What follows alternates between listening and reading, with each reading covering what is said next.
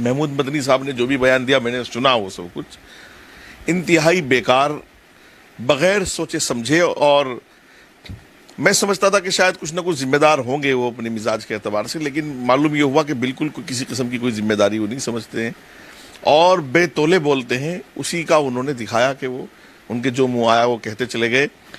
जो आज ये शरिया की बात कर रहे थे, तो इन्होंने कुछ दिन पहले कहा था कि हमने निज़ाम मुस्तफ़ा को ठुकराया इसलिए हम पाकिस्तान नहीं गए, यानी हमने शरिया को ठुकराया इसलिए हम पाकिस्तान नहीं गए। तो इनका महमूद मदनी साहब का कब मूड बदले, कब इनके सुर बदले, वो किसी को पता नहीं होता, ये कब क्या बोल रहे हैं, इसलिए बहुत सीरियस हम तो नहीं लेते उनको। नमस्कार, स्वागत है आप सभी का हेडलाइंस इंडिया पर। मेरा नाम है विनोद शर्मा। यूपी के जिला सहारनपुर के दारुल उलूम देवबंद में 2 दिन का एक प्रोग्राम रखा गया, यानी कि जमीयत उलेमा हिंद की तरफ से महमूद साहब ने एक प्रोग्राम रखा गया और उसमें जो बातें की गई उसी पर प्रकाश डालने के लिए, उसी पर बातचीत करने के लिए मेरे साथ वजाहत गुज्जर जी हैं, जो कि मुस्लिम धर्मगुरु हैं, मुस्लिम स्कॉलर हैं। इनसे बातचीत करेंगे। सर, 2 दिन का एक जमात बुलाई गई, देश के कोने कोने से मौलवी साहब को बुलाया गया, मौलानाओं को बुलाया गया। कैसे देखते हैं आप जो मदनी साहब ने उस प्रोग्राम को रखा और उसमें बहुत तरीके की बातें भी की गई? हाँ, मैंने देखा कुछ नेशनल टेलीविजन पर और सभी जगह, आपके चैनल के माध्यम से भी देखा कि जमीयत ने वहाँ अपनी जनरल बॉडी का प्रोग्राम बुलाया था। 2 दिन तक वो प्रोग्राम चला। जैसा कि जमीयत हमेशा दोगलेपन का अपना मुजाहरा करती रही पूरी कौम के सामने, कि जब कौम के सामने कोई सियासी मसला हुआ तो जमीयत ने हमेशा ये कहा कि हम सियासी जमात नहीं, हमारा सियासत से कोई लेना देना नहीं है। लेकिन हमेशा वो सियासत पर बातचीत भी करते रहे, राज्यसभा भी जाते रहे और सियासत भी करते रहे। तो उन्होंने वही सियासत वहां पर की। कल परसों उन्होंने सरकार के खिलाफ, यूपी सरकार के खिलाफ, सेंट्रल सरकार के खिलाफ और देश के मुसलमानों को जलील करने और उनकी तौहीन करने में कोई कमी कसर नहीं छोड़ी। उन्होंने ये साबित करने की कोशिश की कि इस देश में मुसलमान जलील होकर के रह रहा है, बेइज्जत होकर के रह रहा है, मजलूम बन के रह रहा है, जबकि बात बिल्कुल इसके खिलाफ है। ना मुसलमान यहाँ जलील होकर रह रहा, मुसलमान इज्जत के साथ इस मुल्क में हैं, ना मुसलमानों पर कोई जुल्म है, ना मुसलमानों को कोई परेशानी है। हाँ, जो ये ठेकेदार बने हुए थे और सरकारें इनसे राबता करके मुसलमानों को, कौम को ये बेचने और खरीदने का काम करते थे, मोदी जी के आने के बाद, योगी जी के आने के बाद ये सब धंधे बंद हो गए। इसलिए इनकी बेचैनियाँ, परेशानियाँ बहुत बढ़ी हुई हैं। इसलिए ये मुसलमानों के अंदर एक डर का, एक भय का माहौल पैदा करना चाहते हैं और कुछ मुस्लिम नौजवानों में नफरत की आग भर के देश में दंगे की कोशिश हो रही है और उसके नाम पर देश विदेश से फंडिंग की कोशिश हो रही है। महमूद मदनी साहब ने जो भी बयान दिया मैंने सुना, वो सब कुछ इंतहाई बेकार, बगैर सोचे समझे। और मैं समझता था कि शायद कुछ ना कुछ जिम्मेदार होंगे वो अपने मिजाज के एतबार से, लेकिन मालूम ये हुआ कि बिल्कुल किसी किस्म की कोई जिम्मेदारी वो नहीं समझते हैं और बेतौले बोलते हैं। उसी का उन्होंने दिखाया कि वो उनके जो मुंह आया वो कहते चले गए। उन्होंने ये भी नहीं देखा कि ये इतने लोगों को मैंने बुलाया है, कम से कम कोई काम की बात दे दूं, कोई काम का संदेश इनको दे दूं। लेकिन वो वहाँ पर बाकायदा सरकार पर हमला करते रहे, सियासत करते रहे। और मैं समझता हूँ कि उन्होंने कई बातें ऐसी रखी जो देश के अंदर नफरत का माहौल पैदा करें। महमूद साहब का ये कहना है कि देश में शरिया कानून चलेगा। क्या लगता है, देश शरिया से चलेगा या देश कानून से चलेगा? सर नहीं, देश तो देखो, हिंदुस्तान तो में तो शरिया लागू ही नहीं था कभी, ना लागू होने के चांसेस हैं, ना देश शरिया से चल रहा है और ना चलेगा। देश तो कानून से, कॉन्स्टिट्यूशन से चल रहा है, डेमोक्रेसी है देश में, जमहूरियत है और चल रहा है और चलता रहेगा। मुझे समझ नहीं आ रही है वो किस तरह की बातें कर रहे हैं। पिछले 25-30 सालों का रिकॉर्ड सबको याद होना चाहिए जमीयत उलमा का, कि जमीयत उलमा का जो काम है वो शुतुरमुर्ग वाला है, कि जब उससे कहा जाए कि तू बोझ ढो तो वो मुर्ग बन जाता है, और उससे कहा जाए उड़ तो वो शुत्र बन जाता है, ऊंट बन जाता है। इनसे कहा जाए कि सियासत के हालात पर बातचीत करें, ये कुछ कौम के काम आए, तो ये कहते हैं हम दीनी जमात हैं। और जब दीन की बारी आती है तो फिर ये सियासी बातें करने लगते हैं। जमीयत उलमा का कुछ हमारे जो बड़े बुजुर्ग कर गए थे, बस वो उनके नाम पर खा रहे हैं ये लोग। कोई भी ऐसा कारनामा पिछले 25-30 सालों में, जब से महमूद मदनी के हाथ में बागडोर जमीयत की आई थी इनके फादर के बाद, और इनके फादर के समय में भी कुछ साल तक रही, कोई भी ऐसा कारनामा पूरे मुल्क में कहीं नहीं इन्होंने किया, मुल्क के लिए, ये कौम के लिए, ये मुसलमान कुछ नहीं किया जो कौम इनको याद करे या कौम इनके साथ खड़ी हो। मैं समझता हूं कि कौम तो महमूद मदनी को सीरियस लेती नहीं, मुस्लिम कौम महमूद मदनी को सीरियस नहीं लेती है। उन्होंने कहा यूनिफॉर्म सिविल कोड हम नहीं मानेंगे, 3 तलाक हम नहीं मानेंगे। अगर मुस्लिम अपने पर आएगा तो देश का कोई कानून मुसलमान को उसकी शरीयत के खिलाफ काम करने से रोक नहीं सकता। आम जो मुसलमान हैं और हमारी जो आम तौर से माए बहनें हैं वो सरकार के ट्रिपल तलाक कानून को मान चुकी हैं। वो तो लागू हो चुका, इनके मानने न मानने से मत माने भाई, मत मानो ना। अब यूनिफॉर्म सिविल कोड जब सरकार को लागू करना होगा तो करेगी, ये ना माने। और ये कानून पर देखो इनका डबल स्टैंडर्ड है, हमेशा ये कहेंगे कि हमें कानून पर विश्वास है, हम कानून की बात मानेंगे, और फिर दूसरा स्टैंडर्ड इनका ये है कि हम कानून को समझते ही नहीं है कुछ। तो ये तो डबल स्टैंडर्ड की बात हमेशा करते रहे हैं। और महमूद मदनी की अभी हालात इस तरह के हैं इनके, जो आज ये शरिया की बात कर रहे थे, तो इन्होंने कुछ दिन पहले कहा था कि हमने निज़ाम मुस्तफ़ा को ठुकराया इसलिए हम पाकिस्तान नहीं गए, यानी हमने शरिया को ठुकराया इसलिए हम पाकिस्तान नहीं गए। तो इनका महमूद मदनी साहब का कब मूड बदले, कब इनके सुर बदले, वो किसी को पता नहीं होता, ये कब क्या बोल रहे हैं, इसलिए बहुत सीरियस हम तो नहीं लेते उनको। उनका ये भी कहना है कि देश हमारा है, जिसको हमारा रहन सहन पसंद नहीं आ रहा, जिसको हमारी बातें समझ नहीं आ रही, जिसको हमारा खान पान पसंद नहीं आ रहा, वो देश को छोड़कर जा सकता है। इसको आप कैसे देखते हैं? आप धर्मगुरु हैं, लगातार मैं आपसे चर्चा करता रहता हूँ, इसका मायना आखिर है क्या कि जिसको हमारी बातें पसंद नहीं आ रही, जिसको हमारा रहन सहन पसंद नहीं आ रहा, आखिर किन लोगों की तरफ महमूद मदनी साहब का इशारा है कि देश छोड़कर चले जाएं? वो सीधा सीधा सनातन धर्म के लोग, जो लोग हैं, हिंदू लोग जो हैं, जो आज राम मंदिर के बनाने वाले हैं, जो आज राम मंदिर को पूरे देश के सामने एक अच्छे मॉडल बना करके पेश कर रहे हैं, तो ये उन लोगों की तरफ इशारा है। देश के 100 करोड़ सनातन धर्म के लोगों को ये धमकी, चैलेंज, बेइज्जती। अच्छा, मैंने उनकी बात सुनी, वो कह रहे हम डरे हुए हैं, बहुत कहना है कि मुस्लिम डरा हुआ है इस समय देश का, हम बहुत बेइज्जत हुए हैं, हम बहुत सब्र किया है, बड़ा जुल्म हुआ है। यार, जो आदमी की बेइज्जती हुई हो, जो आदमी डरा हुआ हो, वो देश के 100 करोड़ लोगों को देश से बाहर भेजने की बात करेगा। और मुझे तो हंसी आई उनकी ये बात सुन करके। Y+ की सुरक्षा में रहते हैं, लग्जरी लाइफ स्टाइल है, सैकड़ों करोड़ के मालिक हैं, और लोगों से मिलना तक वो पसंद नहीं करते, कोठियों में बंद हैं। डर कहां से लग रहा है, किस बात का डर है उनको? मुझे उनकी बातें ना बिल्कुल सर के ऊपर से गई हैं। डरे हुए भी हैं और 100 करोड़ लोगों को कह रहे हैं कि देश छोड़ के चले जाओ। डरे हुए भी हैं और ये कह रहे हैं कि कानून नहीं मानेंगे। उनकी इज्जत भी उतार दी गई, उनके साथ जुल्म भी किया गया, और वो कह रहे हैं कि हम जो है ट्रिपल तलाक को नहीं मानते।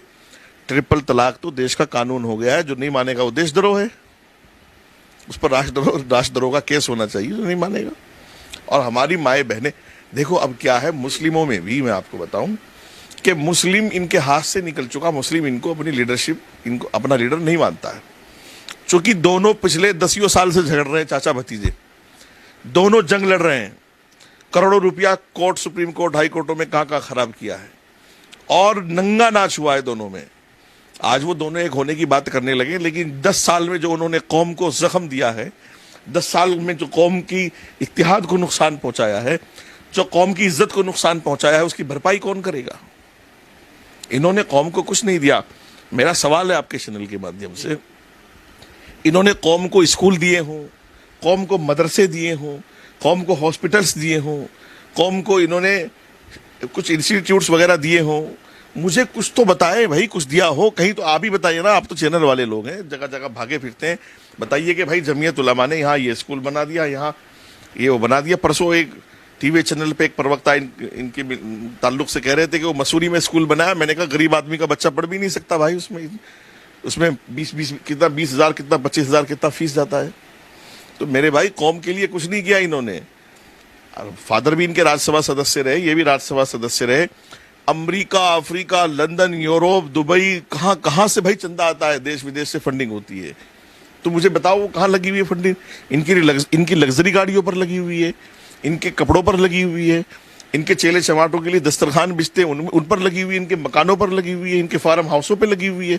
बस और कहां लगी हुई है?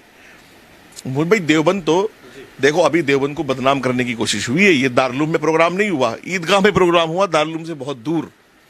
लेकिन दारुलूम देवबंद में 2-4 हजार मौलवी हर टाइम चलते फिरते रहते हैं। इन्होंने वहां प्रोग्राम किया ताकि प्रोग्राम फैल ना हो। देवबंद को ही क्या दे दिया इन्होंने? ये भी सवाल आपसे है, मैं माफी चाहता हूं, आपको मैंने रोका। मेरा ये सवाल भी है कि आखिर ये प्रोग्राम देश के कई कोनों से मौलवी साहब को बुलाया गया, ये प्रोग्राम देवबंद में ही क्यों रखा गया? सिर्फ दारुलूम को बदनाम करने के लिए। दारुलूम एक अलग इदारा है और जमीयत एक अलग इदारा है। दारुलूम का इस प्रोग्राम से कोई लेना देना नहीं। ना दारुलूम के वहां तलबा गए, ना दारुलूम के वहां असातिज़ा गए। दारुलूम का काम है पढ़ना पढ़ाना, और इनका काम है यही प्रोग्राम करते फिरना पूरे देश में। और वहां 2-4 हजार मौलवी देवबंद और सहारनपुर में हर वक्त रहते हैं, पढ़ने वाले, पढ़वाने वाले, दाढ़ी टोपी वाले, माशाल्लाह रेल पहले। तो इनका प्रोग्राम फैल ना हो, इन्होंने वहां प्रोग्राम रख लिया, क्योंकि इनको सीरियस कोई नहीं ले रहा है पूरे देश में महमूद मदनी साहब को। मुझे एक बात ये पता करनी है आपसे भी कि आप देवबंद आते जाते रहते हो, तो वहां पब्लिक से पूछना कभी कि इन्होंने 20 साल राज्यसभा इनके घर में रही, इन्होंने देवबंद के लिए क्या किया है? कुछ देवबंद को दे दिया हो, कोई कॉलेज दे दिया हो, कोई मेडिकल दे दिया हो, कोई इदारा दे दिया हो, कुछ तो दिया होगा मेरे भाई। भावुक होकर बोल रहे थे कि मुस्लिमों के लिए तो सरकार ने कुछ नहीं किया। वो तो भावुक होकर बोलने लगे कि मुस्लिम इस वक्त इतना डरा हुआ है कि जिसका कोई हिसाब नहीं है। वो तो भावुक होकर वहां पर लोगों से ये कह रहे थे कि हमें देश को जोड़ना है, देश को ऐसी सरकार बैठी है जो देश को बर्बाद करना चाहती है। हाँ हाँ बिल्कुल। अब ये देखिएगा, आप इनसे पूछो कि अब 8 साल से मोदी जी की सरकार है, पिछले 20-30 साल तक लगातार, बीच में अटल बिहारी जी रहे, उससे पहले उससे बाद में कांग्रेस की सरकार रही है। और कांग्रेस और जमीयत एक सिक्के के 2 पहलू हैं। एक झूठ पूरी कौम के सामने हमेशा बोलते रहे। जहां कांग्रेस की सरकार में दंगा हुआ, समाजवादी की सरकार में दंगा हुआ, और भाजपा की सरकार में भी कहीं छोटा मोटा हुआ होगा, तो इन्होंने कहा आरएसएस ने कराया है। तो मेरा सवाल इनसे यह है कि तुमने पिछले 50 साल में कांग्रेस की भी इस देश में हुकूमत रही है, तुम कांग्रेस के साथ हो, एक सिक्के के 2 पहलू। कोई आरएसएस के खिलाफ, किसी कारकुन के खिलाफ कोई एफआईआर की कभी? ये झूठ कौम को बताते रहे। झूठ, देखो झूठ की बुनियाद नहीं चला करती बहुत देर तक। अब इस सरकार में 8 साल आप माइनस कर दो, हमारे आजादी के बाद से ये 8 साल मुसलमानों के लिए माइनस कर दो मोदी जी के, और पिछले अटल बिहारी जी के कुछ माइनस कर दो। बाकी तो कांग्रेस की सरकार बहुत 20-30 साल बैठते हैं, और कांग्रेस का इनका चोली दामन का साथ है। तो इन्होंने कांग्रेस से क्या दिलवा दिया मुसलमानों को? भागलपुर का फसाद, मलियाने का फसाद, हाशिमपुरा का फसाद, मुरादाबाद का फसाद, इतने हजार फसादात हैं कि न जानों का अंदाजा है, न माल का अंदाजा है। सब कुछ तबाह बर्बाद कर दिया कांग्रेस ने। कांग्रेस ने मुसलमानों की कमर तोड़ के रख दी, और ये मुस्तकिल कांग्रेस के साथ खड़े रहे। आज इन 8 साल में ये सरकार इसलिए इनको अच्छी नहीं लगती कि चाहे वो जनधन योजना हो, चाहे वो गैस चूल्हा हो, मकान हो, सारी स्कीम बगैर ठेकेदारों के वो लोगों तक पहुंच जाती है, चाहे वो मोदी जी की हो, चाहे योगी जी की हो। पहले सरकारें मुसलमानों के लिए तो कुछ करती नहीं थी, साल 2 साल में इनको बुला लिया करती थी। ये रामलीला मैदान भरते थे, इनसे ठेका हो जाया करता था, और ये कौम के ठेकेदार बने हुए थे। अब 8 सालों में इनसे ना कोई बात करने वाला है, ना इनको कोई पूछने वाला है। इसलिए अब इनको डर भी लग रहा है, इनकी बेइज्जती भी हो रही है, इन पर जुल्म भी हो रहा है। मुझे तो बहुत हंसी आई भाई, Y+ की सुरक्षा में किसको डर लगेगा? किसी को डर नहीं लगेगा। बस पता नहीं महमूद मदनी साहब को क्यों डर लग रहा है। क्या कहेंगे, एटीएस कमांड सेंटर भी आपके सहारनपुर में खुलने वाला है। पहला सवाल तो ये, एटीएस कमांड सेंटर से क्या लगता है कि ऐसे कौन लोग डरेंगे एटीएस कमांड सेंटर से? भाई एक बात सुनो, अगर मैं सही हूं तो मेरे घर में आप जो है सीबीआई के डायरेक्टर को, एनआईए के डायरेक्टर को, इनकम टैक्स के कमिश्नरों को, सबको बुला लो भाई। कुछ नहीं, चाय पी के आप, मेहमानदारी होगी, सब चले जाएंगे। कुछ है ही नहीं है, डर किस बात का? दरवाजा खुला हुआ है। और भाई अगर आपके अंदर खोट है, फिर तो लोकल पुलिस से भी आपको डर लगेगा। एटीएस तो फिर लंबी चौड़ी बात हो गई। एटीएस तो यूपी को सुरक्षित करने के लिए है। यूपी सुरक्षित रहे, यूपी आगे बढ़े, इसके लिए सारी एजेंसियां काम कर रही हैं। इसलिए जो डर रहे हैं उनके मन में खोट है, और हम जैसे लोग तो उसका स्वागत कर रहे हैं। ज्ञानवापी पर भी उन्होंने बात कही, कहा कि बाबरी चली गई लेकिन ज्ञानवापी पर हम चुप नहीं बैठेंगे, ज्ञानवापी पर बात होगी, ज्ञानवापी पर बात लंबी होगी। तो बाबरी मस्जिद पर चुप कहाँ बैठे भाई? इनके फादर की चल रही थी उस टाइम, मौलाना अली मियां रहमतुल्लाह अलैह समझौता करना चाहते थे, लेकिन इनके फादर ने समझौता नहीं होने दिया। ये तो इतिहास है, मैं बताऊंगा तो लोगों को याद आ जाएगा जो उस उम्र के लोग हैं। राम मंदिर बाबरी मस्जिद झगड़े में इन्होंने दुनिया से करोड़ों रुपए चंदा वसूल किया है, तो ये चुप नहीं बैठेंगे तो बोलते रहो, कौन सुनता है इनकी? भाई मसला ज्ञानवापी का भी कोर्ट में है, राम मंदिर बाबरी मस्जिद का भी कोर्ट में था।